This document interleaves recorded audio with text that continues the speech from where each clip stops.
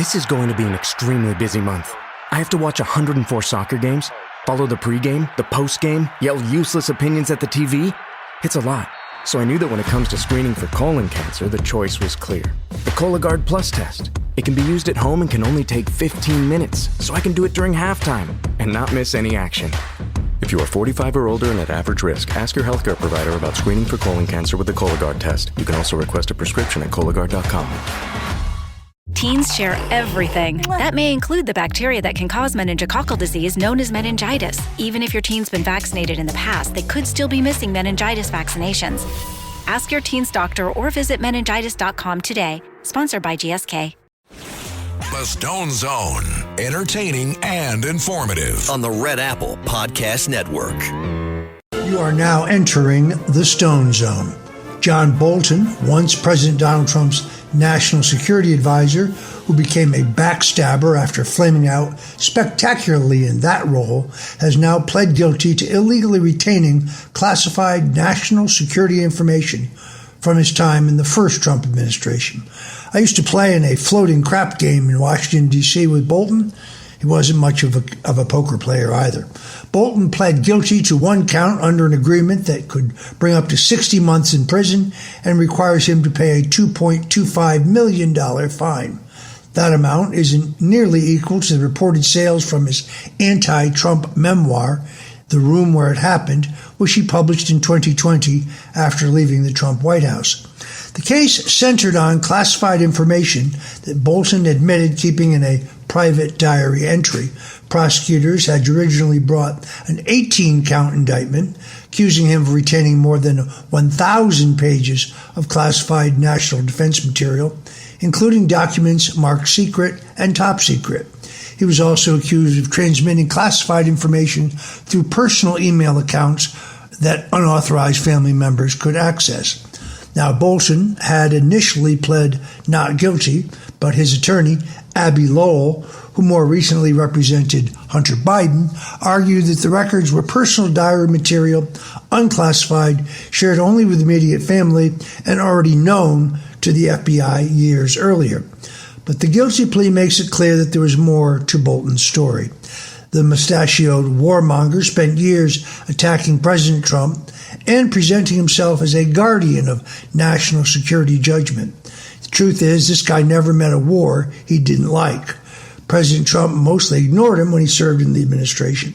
In the aftermath, Bolton weaponized sensitive information tied to his government service for personal gain. No one should be above the law, especially former officials lecturing the country about principle, responsibility, national security, and integrity while being grotesquely corrupt. Let's hope the courts throw the book at Bolton and he has to serve the maximum jail time.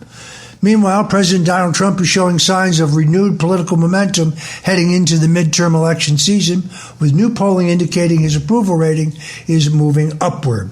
A new poll by Rasmussen puts Trump's approval rating at 46%, his highest mark in many months, a notable sign that support is returning as voters weigh his leadership on the economy, national security, and foreign policy.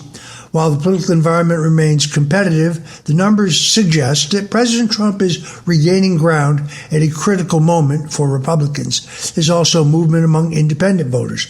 A Quinnipiac poll released Wednesday found Trump's approval rating among independents has climbed to 34%, his strongest showing with that group since December.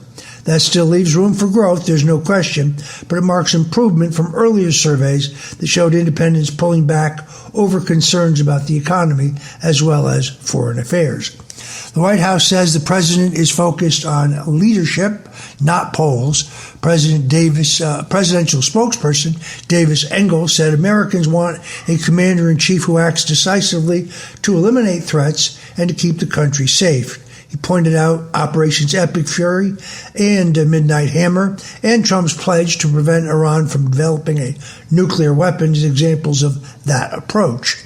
The proposed peace plan with Iran, after obliterating the nuclear threat and decapitating the regime, is also shown to be tremendously popular, according to all polls. Voters may disagree on tactics, but they recognize a president willing to act in America's interest to defend national security, close our borders, and project strength on the world stage. The people know that President Trump is not someone who's going to be bullied, and that is something they can respect. As the midterms approach, rising approval numbers give Republicans an important boost and show that President Trump's America First agenda really still has legs. The radical Democrats will be defeated, and I think that Republicans will gain in both houses, despite what some panicans may be saying today. Meanwhile, Trump border czar Tom Homan says the administration is preparing to add 1,000 new immigration agents, marking another major step in President Trump's crackdown on illegal immigration. Speaking Friday at the Faith and Freedom Coalition's Road to Majority Conference, Homan said the administration has already had a historic number of deportations. He told the crowd that 10,000 more agents should be on board by the end of next month, then added, wait until next year. Homan also defended the men and women of ICE, who he said have faced constant attacks from left-wing politicians and activists simply for doing their job and enforcing the law. He said ICE agents strap on a firearm and Kevlar vests every day to arrest the worst of the worst, only to be smeared by members of Congress as Gestapo or secret police. His response was blunt. ICE is enforcing laws Congress itself wrote. If politicians call agents racist for enforcing those laws, what does it say about the lawmakers who created and voted for them? President Trump also touted his administration's enforcement record, saying ICE and Border Patrol have achieved the highest average daily arrest rate, detention totals, final removal orders, and removals of any president in history. He said court delays are slowing down some final orders, but the administration's numbers remain unmatched. There are historical accomplishments that form the core of President's MAGA legacy. After years of open border chaos, America finally has leadership willing to enforce immigration law, back federal agents, remove criminal illegal aliens, and put the safety of American citizens first. ICE is gearing up to do the mass deportations that are needed to save America for generations to come. Any illegals who've been able to evade justice up to now better watch out. ICE will be coming to their doors soon to send them back where they belong. House Democrats, on the other hand, are bracing for a much more radical caucus in 2027 as Democratic socialists and far-left candidates rack up primary victories, not just in New York, but across the country. The number of Democratic Socialists of America members in Congress is set to more than double after Tuesday's New York primaries. State Assembly member Claire Valdez won the seat of retiring Congresswoman Nydia Velázquez, the only other Nydia I know other than my wife, Nydia Stone, while extreme Marxist activist Daria Villa Chevalier defeated Congressman Adriano Espelay. They're expected to join figures like AOC, Rashida Tlaib, and Pennsylvania's Chris Rabb. But the broader left-wing wave goes beyond official DSA, Democrats, Socialists of America members. Progressive candidates have scored wins in New Jersey, Texas, California, and Maine, while several others position to challenge incumbent Democrats, yet in primaries coming up in California, Colorado, Florida, Missouri, and Michigan.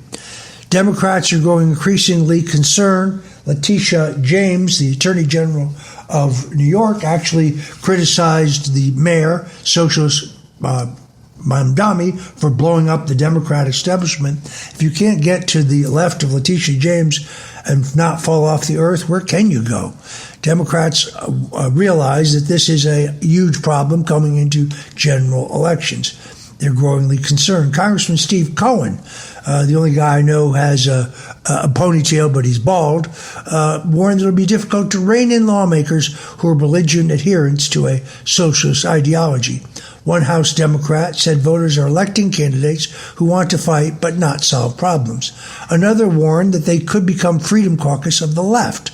Some progressives are already coordinating and talking about using leverage against party leadership, especially if Democrats only hold a narrow majority. This shows that the Democratic Party is not drifting left. It is being held hostage by the far left, which will stop at nothing to achieve more government control, more woke ideological mandates, and fewer moderate common sense solutions.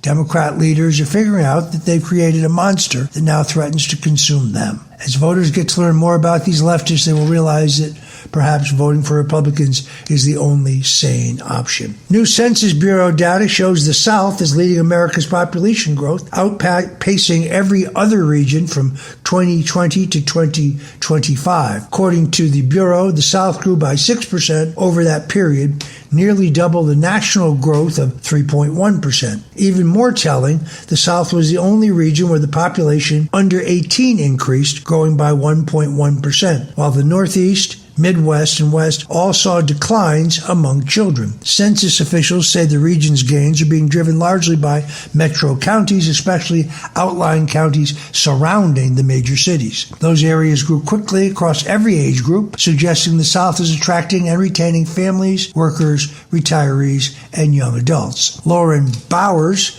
chief of the Census Bureau's Population Estimates Branch, said shifting migration, fertility patterns, and the aging of baby boomers are changing the country's demographic map. But she noted the South stands out because it's gaining residents in age groups that are flat or declining elsewhere in the country. Conservatives don't need to hear from experts as to why this is happening. It's the result of failed liberal policies. As a result, Americans are voting with their feet. They're moving towards states and communities that generally offer lower taxes, more affordable housing, stronger job growth, warmer business climates, and in many cases, more respect for family life and personal freedom. While blue state leaders piously lecture the country from their ivory towers, regular people are leaving high-cost, over-regulated regions where the laws are soft on crime and building their futures in the greener pastures of the South. Perhaps the folks who say the South will rise again, well, maybe they were onto something after all. A new analysis is demonstrating major political bias in artificial intelligence, finding that several leading chatbots lean left when answering basic policy questions. According to this new report, OpenAI's ChatGPT produced the most one-sided responses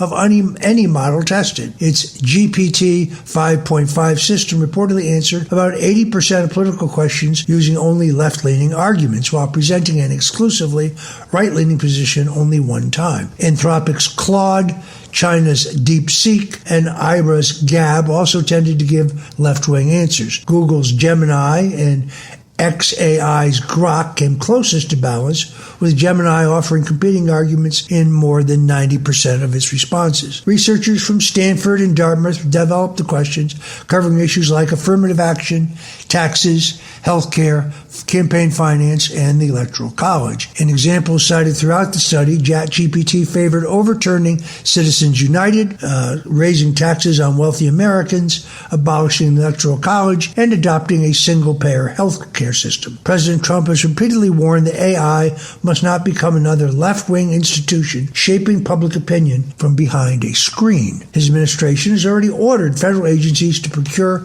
artificial intelligence systems that function as neutral, nonpartisan tools. If Americans are going to rely on AI for information, those systems cannot quietly feed progressive talking points while pretending to be objective or factual. These are the most powerful tools that shape minds and public opinions that have ever been created. AI must be transparent, accountable, and generally politically neutral. Trump administration should not be shy about crafting federal regulations that make sure AI does not become another tool just used for left-wing brainwashing. I'm Roger Stone. You're listening to the Stone Zone. When we come back, the rent freeze that I was predicted before the last mayoral election has happened, with the Muslim socialist mayor Zohran Mandemi leading the charge. I'm Roger Stone. You're listening to Stone Zone. Don't go away, because we'll be right back. The Stone Zone, entertaining and informative on the Red Apple Podcast Network. And you're back in the Stone Zone. New York City's Rent Guidelines Board has voted 7-1 to freeze rents on roughly 1 million rent-stabilized apartments for up to 2 years, handing the far-left Muslim socialist mayor Zoran Mamdani a major win on one of his central campaign promises. The freeze applies to both 1-year and 2-year leases beginning in October, affecting 2.5 million New York City residents. Mamdani appointed 6 of the board's 9 members after taking office in January. Hours before the vote, Landlord Representative Christina Smith, appointed by the previous mayor, resigned and said the rebuilt board had been required to deliver a rent freeze, calling the process nothing more than theater. Landlord groups warn the decision ignores economic reality. The board's own data showed operating costs and expenses for landlords rising by 5.3%. Small property owners say a 0% increase will make it harder to maintain buildings, pay mortgages, cover taxes, and keep aging rent-stabilized housing from deteriorating. Meanwhile, Mamdani called the vote a historic victory for tenants, but the inevitable consequences will be government freezing private rents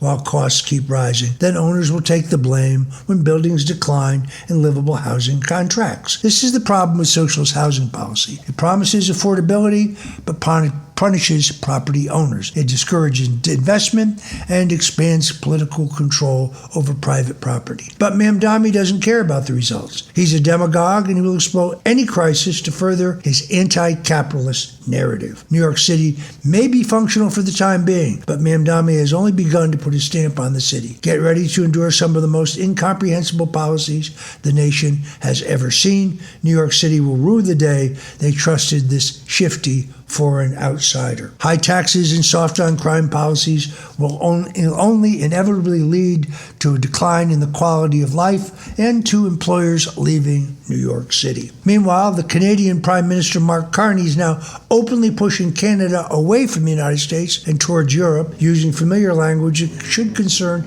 every American who believes in national sovereignty. In recent remarks, Carney argued that middle-power countries should stop competing for favor with America, instead build strength among like-minded allies. He described Canada and Europe as a combined force for good, emphasizing human rights, dignity, and pluralism. Carney went even further, declaring a new world order. Where have we heard that one before? His exact term, by the way, will be built starting with Europe and calling Canada the most European of non-European countries. His government is now seeking deeper cooperation with the European Union as trade tensions with the Trump administration continue. This helps explain Canada's basic absence from the key trade talks recently had. Canada is now the only G7 country reportedly facing a recession, while the United States remains the world's dominant consumer market, accounting for roughly 30% of global consumer spending.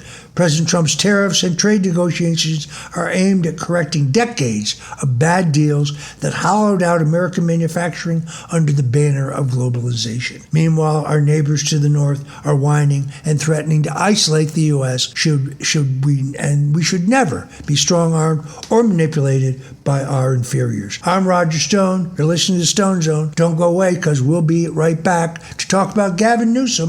He'd like to be president, but his hypocrisy is revolting.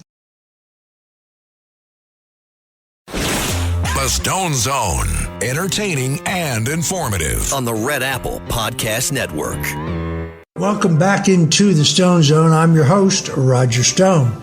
California Governor Gavin Newsom is trying to have it both ways on taxes as he attempts to worm his way into the presidency in 2028. Newsom says he will vote no on a proposed California wealth tax headed for the November ballot. He argues the measure locks too much money into spending categories, leaves out schools, housing, public safety, healthcare, and universities, and should not let one advocacy group rewrite the tax code. That part sounds almost reasonable, but then comes the hypocrisy. Newsom does not oppose punishing wealth. He just wants Washington, D.C. to do it instead of someone else so they can take the political hit for the consequences. In the same argument, Newsom calls for a national billionaires tax, higher corporate taxes, new inheritance taxes, and an attack on borrowing against assets, even a national public equity fund tied to artificial intelligence. So in other words, he rejects California's wealth tax because billionaires might flee to Texas or California or Florida, but then demands a federal version so no one can escape. This is the same Gavin Newsom who governed one of the highest taxed, highest cost states in America, where families struggle with housing costs, businesses are fleeing, homelessness has exploded, and the middle class continues to get squeezed. Now he wants to lecture the country about saving the American dream. It's all clear, except for the most psychotic leftists among us, that California's problems were not caused by too little government or too little government control of their lives. They should be caused, as you know, by too many taxes, regulations, bureaucrats, and redistribution.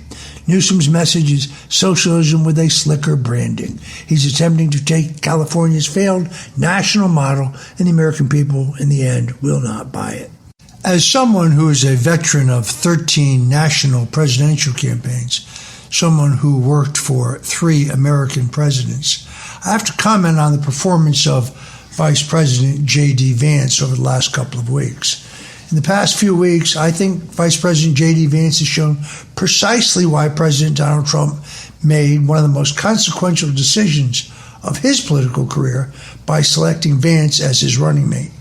Vance has stepped into hostile territory and emerged stronger, defended the America First agenda with precision, and positioned himself as the steady voice of a pragmatic foreign policy that prioritizes American interests over endless wars. These performances are not accidents. They're products of a rare political instinct and a rare understanding of the movement that President Trump birthed. Considering, for example, his appearance on ABC's The View. Now, this was no friendly forum. Vance walked into a panel where at least 4 of the 6 co-hosts approached the segment with open hostility. Questions came rapid fire on the economy, immigration, enforcement, the administration's handling of the Epstein files, his own past comments about President Trump, black history in public spaces, and other topics that make lesser intellect flinch.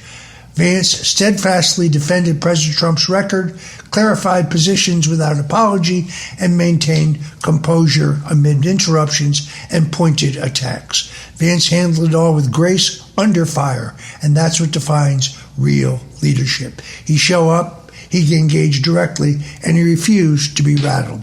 That same day, Vance sat with Megyn Kelly on her SiriusXM show to address divisions on the right over the administration's Iran policy. Rather than dismiss skeptics or escalate intra-movement tensions, he explained the strategic rationale, urged critics to remain engaged in the Trump coalition, and made the case that faith in the president's judgment is always warranted. So Vance diffused objections without conceding principles. Few figures can thread that needle, speaking to the base's legitimate concerns about foreign entanglements while reinforcing unity behind America First priorities. These back-to-back appearances showed me a politician operating at a higher level, unflappable in hostile ground while remaining persuasive within his own coalition. You would be wise not to underestimate Vice President J.D. Vance. No matter what anyone says, he is the front runner for 2028, and he has proven just this week that he can hold his own. Texas is moving closer, requiring public school students to learn about the Bible's role in American history, literature, and culture, while also adding instructions on the historical connection between Islam and violence. The Republican-led Texas Board of Education gave preliminary approval Wednesday to new social studies standards that could take effect in 2030 or 2031 in that school year if finalized. Students as young as 6 would encounter Bible-related lessons through graduation, including the parable of the prodigal son, the Beatitudes, the story of Adam and Eve, and so on. The change does not violate the First Amendment in any way, shape, or form in its simplest and most common sense.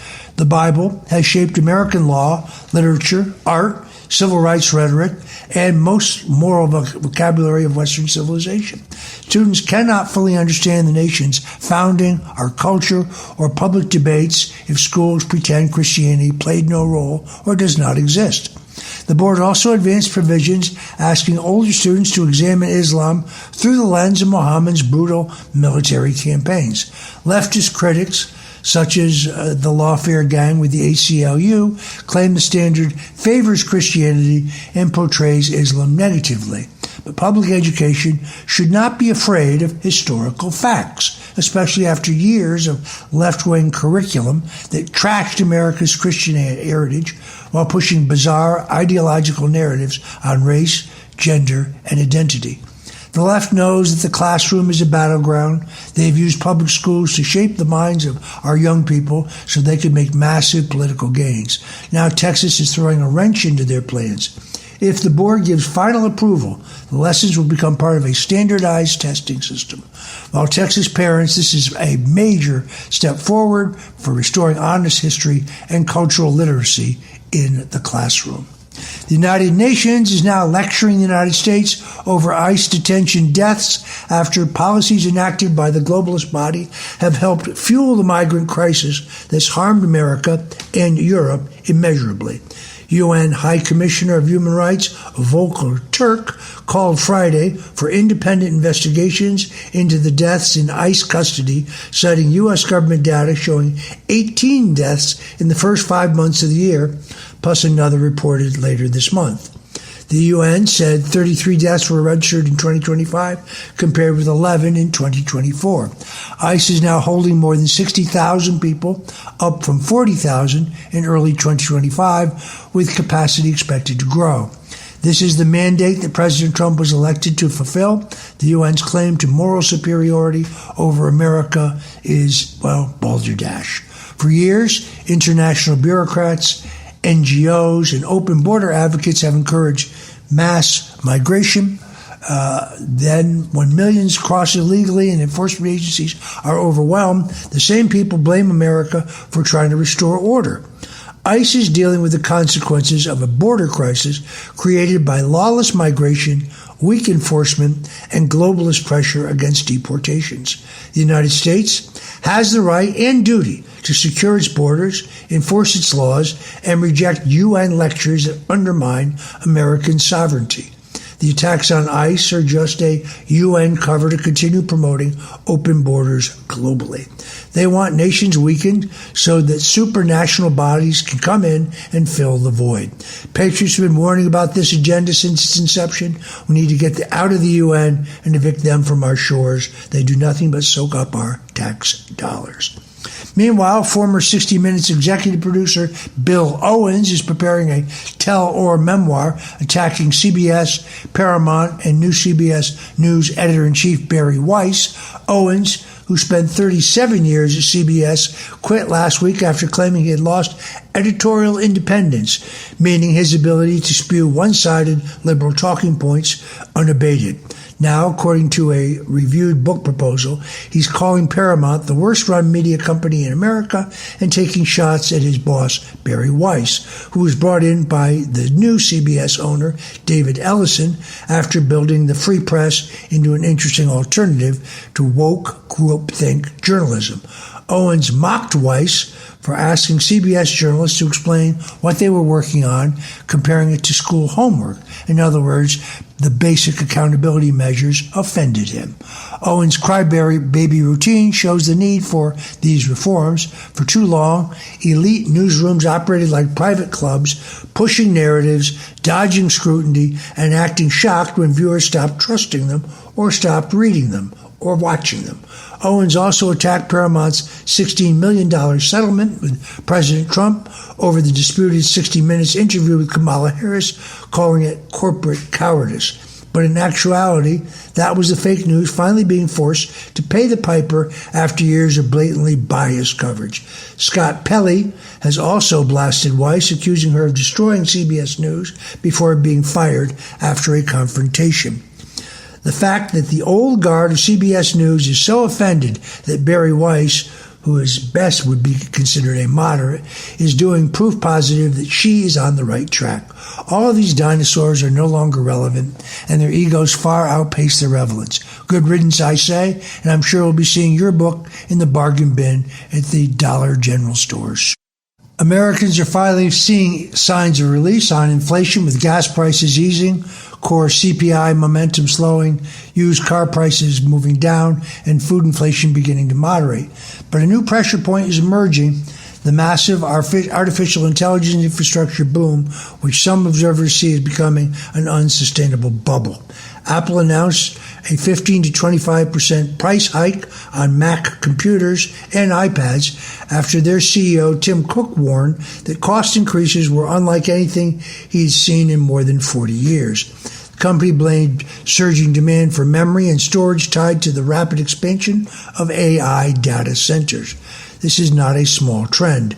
Analysts estimate that 5 major tech giants, Alphabet, Amazon, Meta, Microsoft, and Oracle, may spend $741 billion this year on AI infrastructure, up nearly 75% from last year.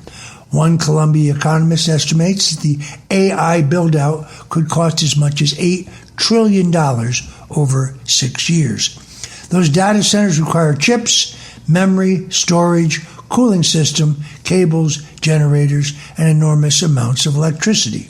Already, there's complaints among utility users that their rates will hike once they clip into the grid. Therefore, there is time to look for alternatives when it comes to electrical power. As we have said here on the Stone Zone, there's also major private property concerns related to the construction of these data centers in rural communities. The results of the data center boom is higher prices for electronics, components, construction labor, and power. Government data shows computer software and accessories up about 15%, while wholesale economic components rose 27%. Goldman Sachs says data centers could drive nearly half of U.S.-powered growth through 2030, with electricity prices rising around 6% annually in 2026 and 2027. Now, we're not Luddites here. We're not technologically hating nut jobs like Ted Kaczynski.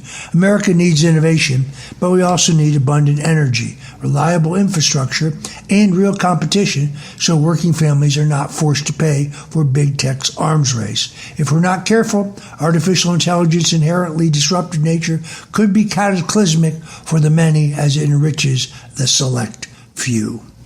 President Donald Trump issued a stark warning on Truth Social this week. His message was neither subtle nor ambiguous. His words capture what millions of Americans have begun to sense as they watch the nation's political landscape transform at a speed unimaginable even a decade ago. Whether one agrees with every aspect of the president's rhetoric or not, there is no denying that the ideological debate unfolding in America today bears striking similarities to warnings that generations of anti-communist Americans spent decades trying to deliver to a nation that often refused to listen. History has an inconvenient habit of returning to remind us that ideas matter. Nations are rarely conquered by foreign armies before they're first weakened from within. Every communist revolution was wrapped itself in the language of liberation before replacing liberty with centralized power, coercion, censorship, and fear. It boils down to one simple fact. Senator Joe McCarthy, who warned so many of us about this decades ago, was absolutely right. If you don't believe me, ask the people of the Soviet Union, Vietnam, Cambodia, Eastern Europe, North Korea, Cuba, and elsewhere. Thanks for joining us in the Stone Zone. I'm Roger Stone, and we'll be right back.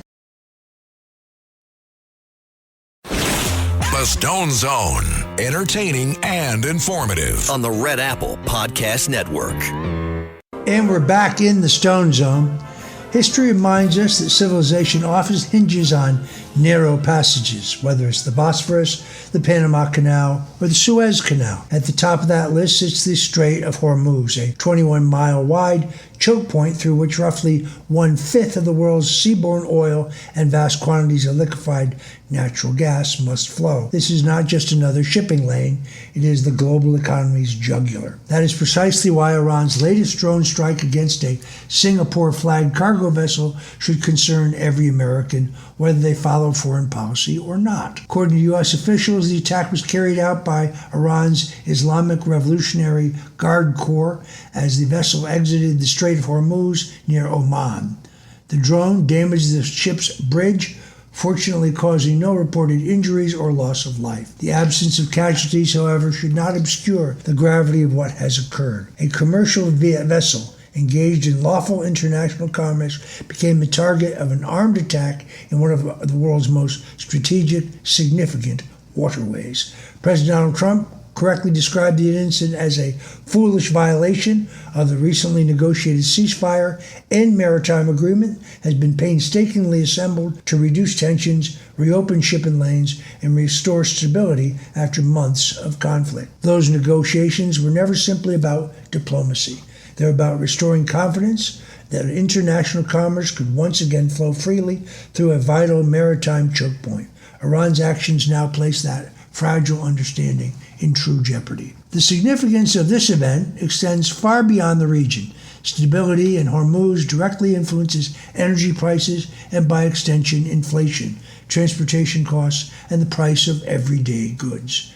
Even with the increased domestic production, the United States remains tied to the global energy markets, meaning disruptions or even perceived threats can quickly ripple through supply chains, financial markets, and household budgets. This is why financial markets watch the Strait of Hormuz with extraordinary intensity. Even the threat of disruption can drive up shipping insurance, alter trade routes, and trigger volatility that ultimately raises costs for consumers. Iran understands this dynamic perfectly. For decades, the leadership in Tehran has recognized that while it cannot compete conventionally with the United States Navy, it possesses one uniquely powerful form of leverage: geography. Iran occupies much of the northern coastline overlooking the Strait of Hormuz. From missile batteries, drones, naval mines, fast attack aircraft, submarines, and proxy forces, the Islamic Revolutionary Guard Corps has built an asymmetric strategy designed not necessarily to defeat superior military force outright, but to create enough uncertainty that global commerce slows, insurance rates soar, and political pressure mounts on Western governments. Donald Trump is not going to stand for this for much longer. We all pray that the MOU that he worked out with the Islamic regime holds together, but in the meantime, we already have problems in the Straits of Hormuz. This strategy has evolved over decades. Rather than confronting American naval superiority